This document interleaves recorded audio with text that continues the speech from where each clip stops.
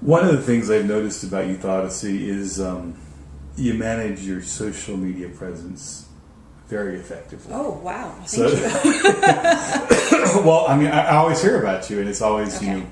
positive. And I never forget Youth Odyssey. Once you like that page, you never forget Youth Odyssey exists, Because which is the we purpose, try to post every which day, is the yeah. purpose of social media. So, Yeah. what goes into an effective social media post? Oh gosh, so there's three main things.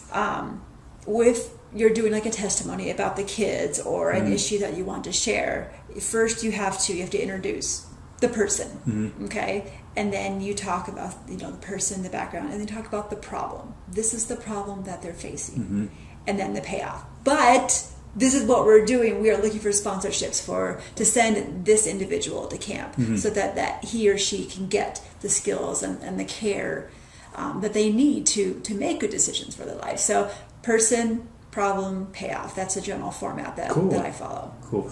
Picture or graphic? Oh yeah, definitely. It has to be a picture.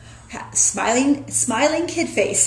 Smiling kid face. Smiling kid face. Or if it's focusing more on the negative aspects of what we see, then it might be a puzzled, a confused, a sad kid.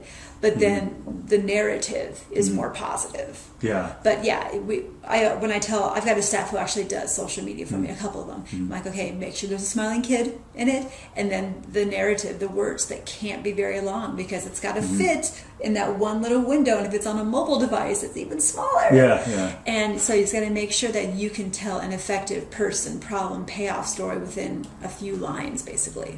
Okay. Just out of curiosity. Do you have to use their permission, or is it like an anonymous? Names have been changed to protect the guilty, or because I was thinking about confidentiality. Yeah, well, in our applications for our youth, there is a photo release where it says we can use your names. Most times we don't use the names of the kids in there unless they're one of our youth leaders, like kids that we see on a regular basis, and we're putting them out there to give them more experiences.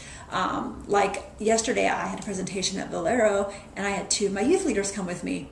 And so later on, we're going to have a blog post about those two and how they shared their hearts at this. And then October 31st is a check presentation. So then their hard work is going to the come kids to fruition. there, yeah. Exactly. Sure. So then we'll use Chris's name and Raina's name.